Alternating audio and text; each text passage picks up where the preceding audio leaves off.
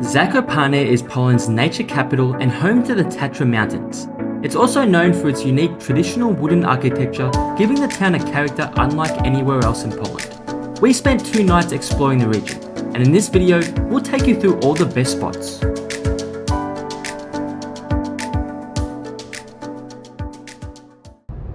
Zakopane is located at the southern end of Poland, right near the border with Slovakia.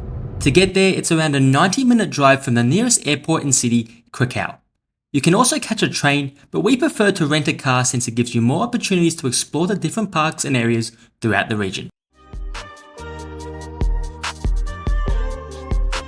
As soon as we arrived in Zakopane, you can immediately notice the distinct architecture of each house. The town is famous for its traditional wooden homes built in the unique Zakopane style, with steep roofs and intricate carvings that give the whole area a charming mountain feel. At the same time, you have incredible views of the Tatra Mountains in the distance, creating the perfect backdrop to the town.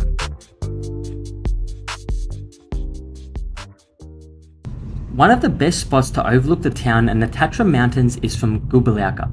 It's about a 10-minute drive uphill from the center of town. Alternatively, you can also catch the funicular up, but if you have a car, it's much cheaper to drive, as parking costs just 5 zloty, which is around €1.20.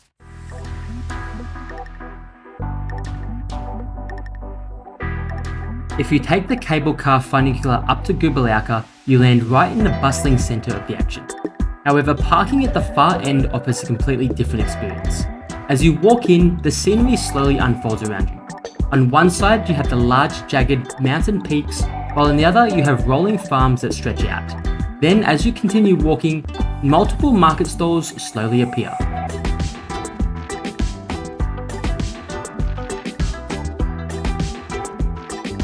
The blend of the scenery and market is what makes Gubalówka so special, as it takes you right into the Polish culture. The region is known for special cheese production, in particular oscypek, so you'll notice multiple stores selling this cheese here, and it's a must try.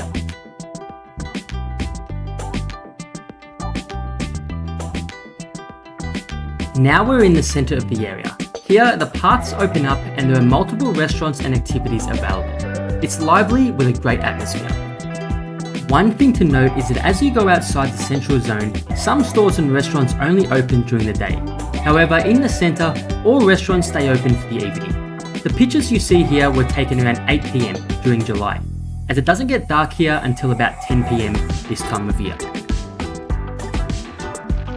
One of the most popular activities here is the gravitational slide. It gives you a chance to slide down the mountain with beautiful views right in front of you. We saw all ages go on it, and it's a decent price of 19 zloty, which is the equivalent of just under €5. We spent about 3 hours at Gubalówka. While not all the stores are open in the evening, it's definitely a great time to go as the sunset nears. And what's great is that the stores still maintain a traditional nature, away from being a tourist trap. On day 2, we started our first hike, exploring Dolina Kościeliska. Because the main trails are inside the Tatra National Park, you do need to pay a small entry fee of 11 Polish zloty, which is just over €2, each time you enter. Since the area is popular among active hikers, it does get crowded at first, but as you continue walking, the crowds thin out and the various trails and views start to open up.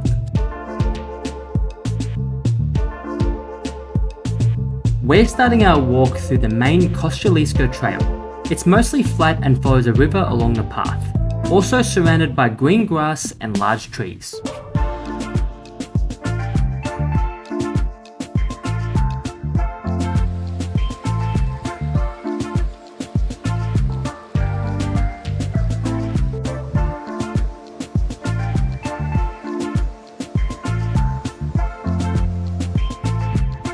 The weather we got on this hike was a mix of sun and dark clouds. The weather in Zakopane in July does vary substantially. One week, temperatures can be up to 30 degrees Celsius, while the next week they can fall to a maximum of 15 degrees. The flat trail besides the river stretches out for about 6 kilometers before diverting into multiple different paths. It's the second largest valley in the Polish part of the Tatra Mountains. These same mountains are shared on the other side with Slovakia.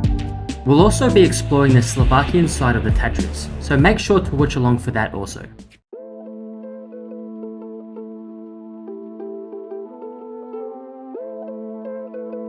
This trail is probably the third most popular trail in the area. While others take you up the mountain, this flat path allows people of all ages and capabilities to join you. Along the way, there are also multiple toilet stalls, as well as several benches that allow you to stop, relax, and take all the scenery in.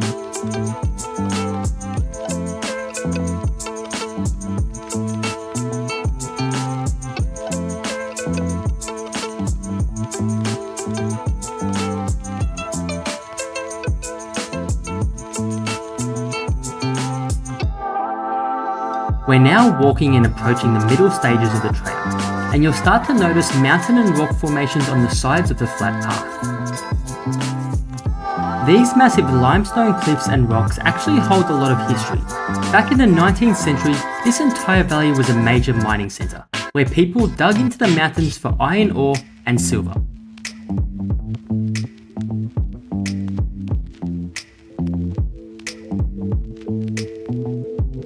Also, as you get deeper into the valley, the river views become much more scenic. The water here is filtered naturally by the mountain's limestone rocks, which makes it incredibly clean, pure, and crystal clear.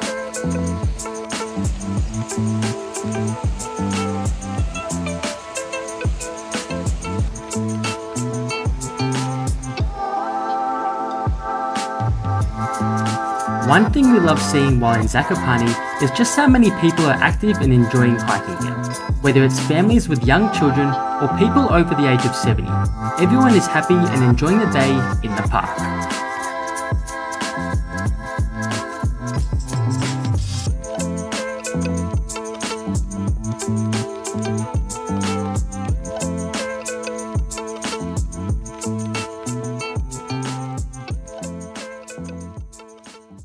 Now this is the part where things get a bit more difficult.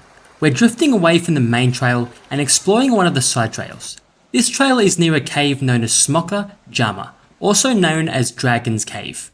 The trail here is narrow and steep, so you'll need some good shoes for getting up here.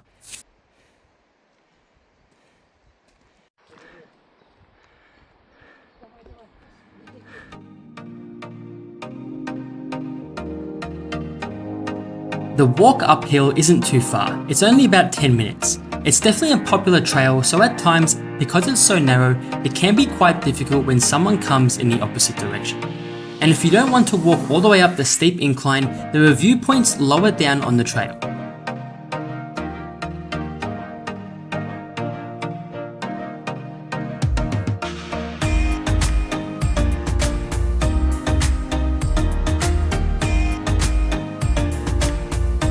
The viewpoint sits just over 1,000 meters above sea level. It's not too high considering the other trails in the area can get over 2,000 meters above sea level. The trail is an out and back format, and going down is arguably the hardest part because it's so steep. So be sure to use the ropes and take your time. If you want to, you can continue into the cave area of the limestone rocks. You'll need to purchase a ticket. However, now we're back down and about to explore some of the other nearby trails.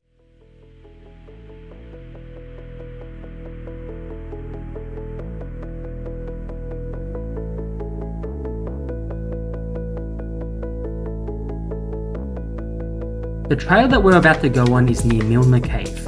It takes you right in between large limestone walls. It's much quieter and quite unique. It does get challenging in the middle with some rope and ladder climbing, but it's not as steep or difficult as the previous trail we're on.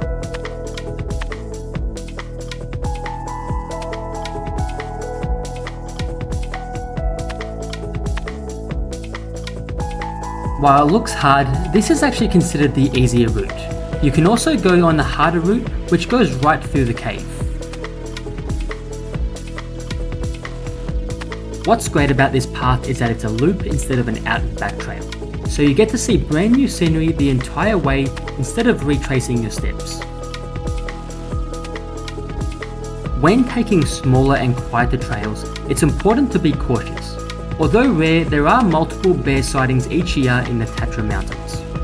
Although these are side trails that we're taking, they're still pretty popular, and we regularly saw hikers in the area, which is always good. In total, we spent about 6 hours for the day hiking through the park, covering around 18 kilometers. What's really special to see is that despite how many people there isn't a single piece of rubbish anywhere. It's amazing to see how everyone shows respect for the nature. When you come down from the Milner Cave Trail, you're treated to wide open grass plains. After completing the loop, we made our way back to the park entrance.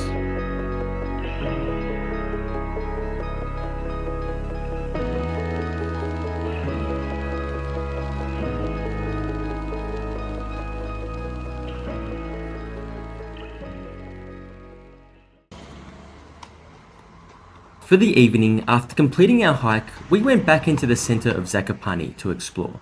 The town has a main road which is filled with restaurants and shops, and it's called Krupówki Street.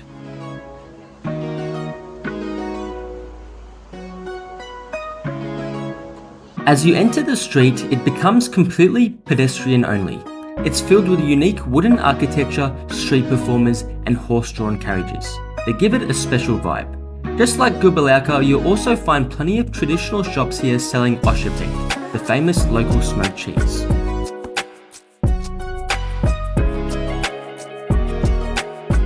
Because the street is pedestrian only, finding parking can be tough if you have a car and stay outside the town centre.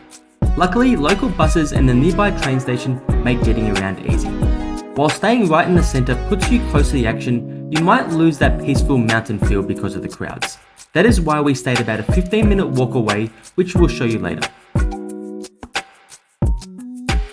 We did end up having dinner here, but in our experience, just like in any other town or city, dining on the main streets means higher prices, lower quality, and less authentic food. However, if you're here purely for the atmosphere, then this is the place to be. As you can see on screen, if you look past the buildings, you still get a beautiful mountain backdrop, which lights up during sunset.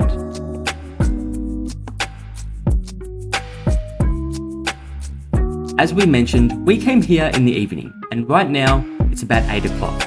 As you can see, it was still relatively busy. However, during the day, many day trippers arrive from Krakow, making the streets even more packed. One thing you'll find everywhere in Zakopane and across Poland is Świadka. It's a massively popular convenience store chain scattered all over the country, very similar to a 7-Eleven. The prices are reasonable and many locations stay open late, with some being 24 hours. In the end, we definitely enjoyed walking along Krupówki Street. It still maintains its traditional vibe, but it's slightly too touristy and loses its quiet mountain town feel. So in our opinion, spending just a few hours here one evening is all you really need. So this is another reason why having a car is great for exploring. Because as we said, some of the best restaurants are slightly out of the main area, and less than a 10-minute drive away was our favourite place.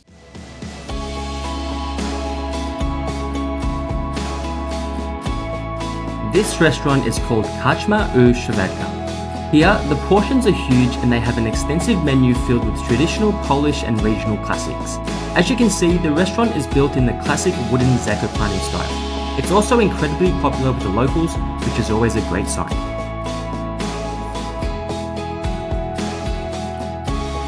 We actually came here twice, and the restaurant stays open late into the evening, until either 11 or midnight, so you can explore all day and eat later. They also feature live music at night.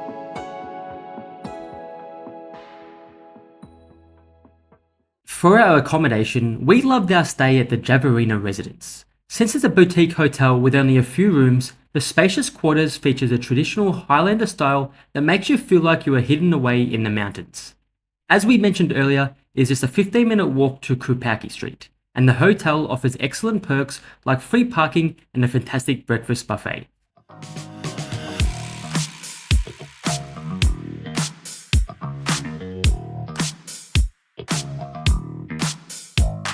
As we stayed in peak season in July, the hotel cost around €100 per night, which is an incredible price considering the overall quality and the location. If you stay right on the main street, hotel prices are often much higher, and some of the rooms are surprisingly basic. On top of that, parking costs an absolute fortune. When we did our research, some hotels were charging up to 80 Polish zloty, which is around 20 euros per day just for parking. This was one of the best breakfasts we've had. Because it's a boutique hotel, there wasn't a massive selection, but everything was served in the traditional Zakopane style. Plus, the local cheeses and cold meats were absolute top quality.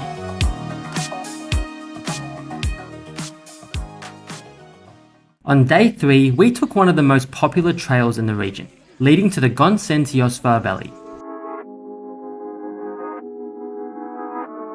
To start, you'll first need to reach an area called Kuźnice.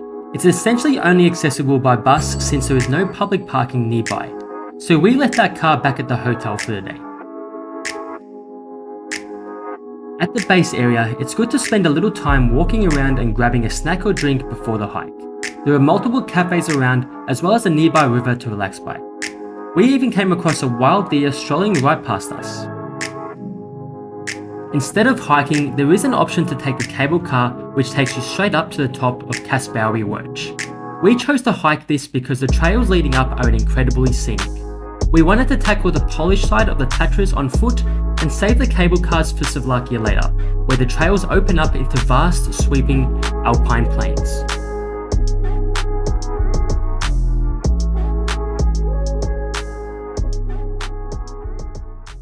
This trail aims to reach the upper peaks.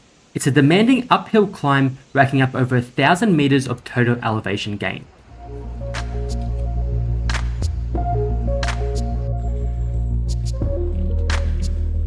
As soon as we started our journey from the Kuźnice entrance, it began to rain, and the higher we climbed, the colder it became.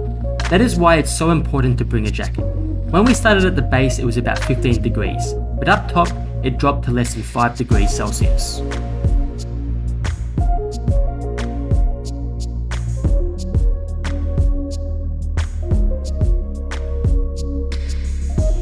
The trails take you through all different types of landscapes, from alpine forests to mountain lookouts. Because of the rain, there was a huge cloud covering the mountain, so at times it was a complete blur. We couldn't really see past the cloud.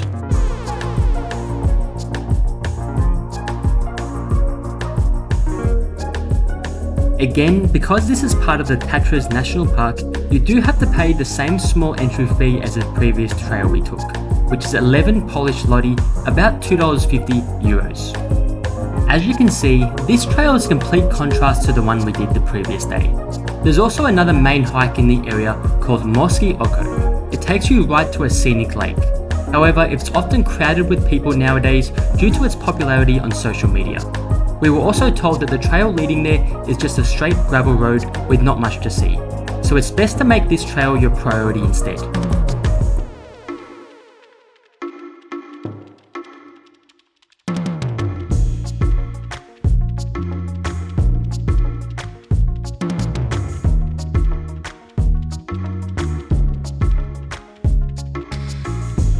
Now that we're higher up on the mountain, you can see the trees gradually disappear. It's a much rockier terrain. The views would have been stunning if it weren't for the clouds, but that's a common occurrence here. So if you're spending all that money to take the cable car up to the mountain, it's important to go on a day with good weather. Otherwise, you won't see much of the top.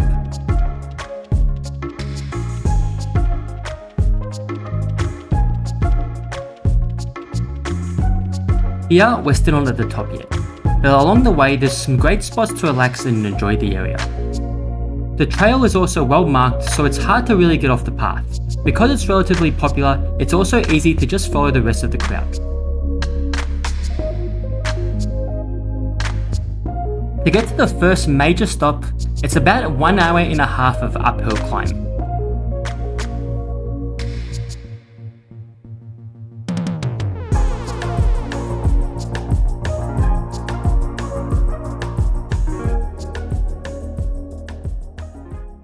Now we're at one of the central points, located near the Murowaniec Mountain Hut.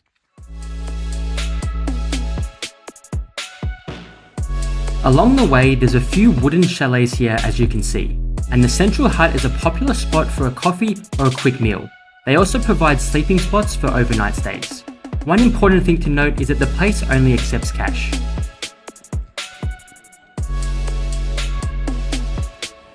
After stopping by for a rest at the hut, we continued our walk for another 45 minutes to the Czarny Staw Gąsienicowy.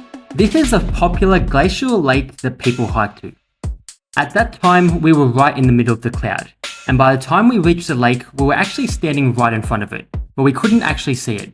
We only realised that we'd reached the spot because we saw a duck swimming close to us and caught a glimpse of the water.